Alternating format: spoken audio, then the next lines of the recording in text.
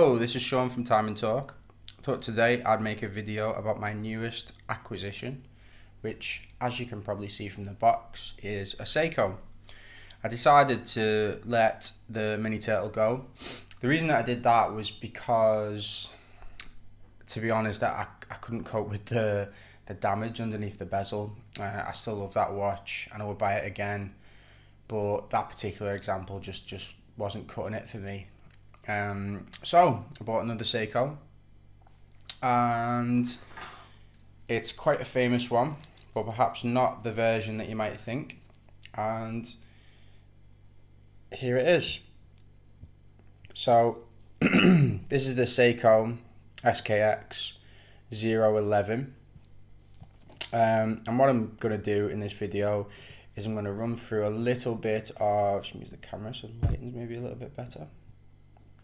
Run through a little bit of the history of the SKX and then tell you a little bit about this particular model. So, just move the camera around a little bit. Lighting is better there, I was right. So yeah, I'll tell you a little bit about the history of the SKX. So the history of Seiko dive watches started in the 60s, in 1965, when Seiko released the 6217, 8000 and 8001. Otherwise known as the 62 mass. Quite a famous watch in the watch community, and Seiko actually released a reissue of it a couple of years ago now.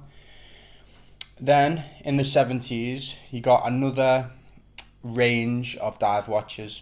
So there was a number of different reference numbers that started the movement towards what we now know as the SKX. For example, there was the turtle. I've already made a video about that, and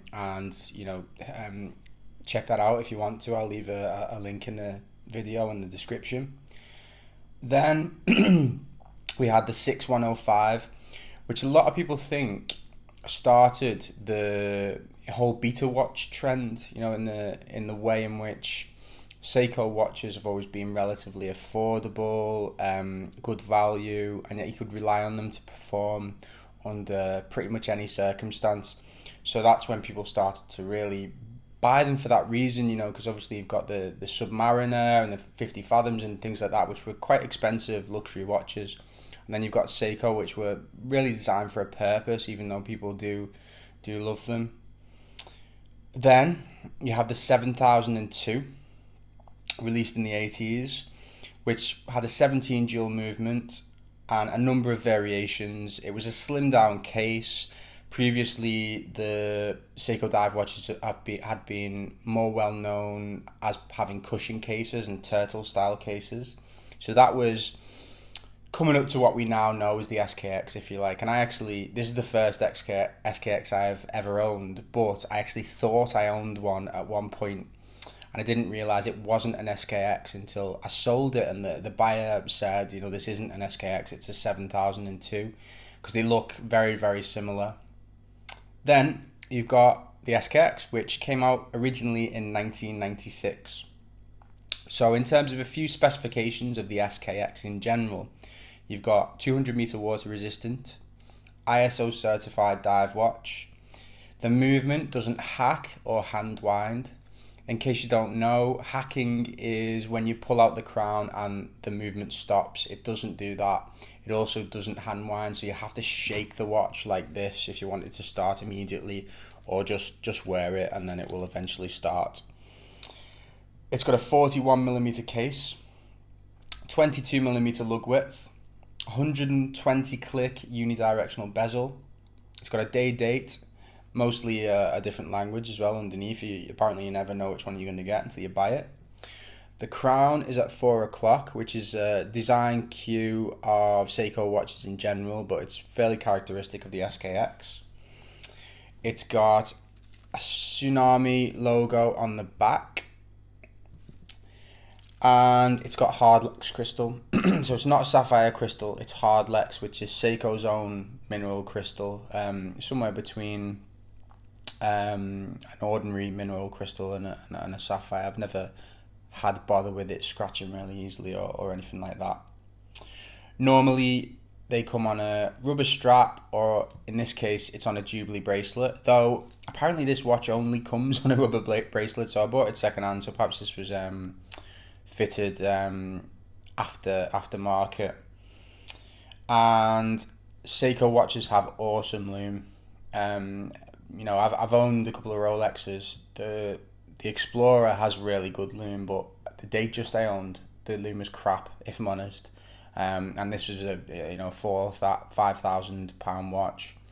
This watch, the loom is amazing, and in every Seiko I've owned, it has been. Another thing that people rave about the SKXs are the movements. They say they're very, very, very reliable, can go for decades without service, and though they're not COSC in terms of their specification, they are reasonably accurate. Okay, so in terms of the SKX, you also get J or K versions. J apparently made in Japan, and the K versions are apparently made in either China, Malaysia, or Singapore. Not sure why K is the initial. If anyone can tell me why that is, hit me in the comments. And you've got, as far as I can tell, there might be more, but 4 main variations of the SKX. You've got the SKX007, which is like this but black with a black dial. You've got the SKX009, which is like this but with a black dial with a Pepsi bezel. You got the SKX011, which is this watch. This is an SKX011. And you've got the SKX013, which is a mid-size version of the black model. Black dial, black bezel, but 38mm in diameter. So this particular watch, what do I think of it? Well, I just think it's so cool looking. It's got so much character. You think about your Rolex sports watches. Everyone loves Rolex sports watches because they have so much character. The later models, not so much, but the vintage models, this just screams character. It's just really a design classic, but the colors just make it so much more interesting, I think. I have too many black dialed watches, so that's why I chose this particular one. I got a relatively good deal on it. SKXs are getting much more expensive these days. The Jubilee bracelet. A lot of people say that the Jubilee bracelet on a Seiko is you know, cheap and cheerful. But having said that, I don't see why. I mean, the watch is relatively affordable. The clasp is not great, but it compares to, you know, your vintage Rolex clasps. It's not got fold over links. It's got pins, and it feels so comfortable on the wrist. You know, I really can't complain about the quality of it. Yeah, it does rattle, but you know, you'd expect that, I guess. So many good points of this watch as well. You know, it's charming. Even your watch snob will be impressed by the SKX. I actually saw the black dial on somebody in a train station, and I was like, wow, that looks so cool. So I was inspired to buy this, and I didn't want the black dial, so I bought this version, and I'm not disappointed. I just think it's an awesome watch. Some negatives. So the watch isn't perfect, and I've owned, this is the 4th Seiko I've owned, and none of them have been perfect. Disregarding, to be honest, the full size turtle that I bought, that was a perfect watch, but it was just too big for me. So some apparently don't like the gold font and the gold hands. Some people retrospectively fit a silver and black bezel and retrospectively get rid of the hands. I like it, to be honest. I think it goes well with the watch, and it's a little bit different to the average SKX. It may be hard, if you decide to sell it, it might be slightly harder to sell because it's the orange version. I don't plan on selling it at the moment, but you know what as watch people are like. So that's something to think about as well. I just said I've owned 4 Seikos in the past. This particular one is better than the turtle, but the bezel is still a bit crap. I took it in to get the bracelet resized. Perhaps you should do that yourself, but I took it in to a jeweler and they said this is relatively normal for a Seiko. The turtle, the full-size turtle that I owned, was not like that. But the other 3 out of the 4 have been a little bit slack.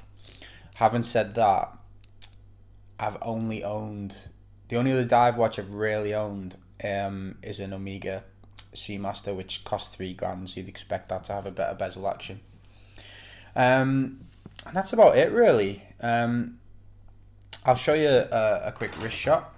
Put my other watch there, the G-Shock. Still enjoying that.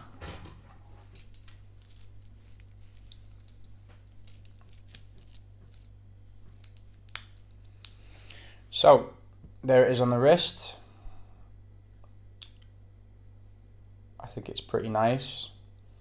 It is a bit different with the orange bezel, but you know, orange on dive watches is fairly classic. I would wear this with smarter clothes. Some wouldn't. If you're put off by the size, it wears really nicely on the wrist. I've got a tiny wrist, and even in this close-up wrist shot, I think it looks pretty good. The Jubilee bracelet is mega comfortable, and it gives it something extra, if you like. Tell me what you think about this watch, the SKX in general. It's a bit of a cliche, to be honest, watch lovers buying the SKX. This one's a little bit different, but you can see why people love them so much. They've got bags of character, they're absolute classics, and you can't really go wrong for the price of them. Even though the price is creeping up a little bit, back in the day, £100 used to be a lot to spend on a watch. This wasn't £100, it was more than that. This particular version as well is a J version, so you can see the J versions have 21 jewels on the dial, and actually say, if you can see made in Japan on the dial at the bottom left. Yeah, I hope you like this video. Tell me what you think in the comments. Thanks very much. Bye.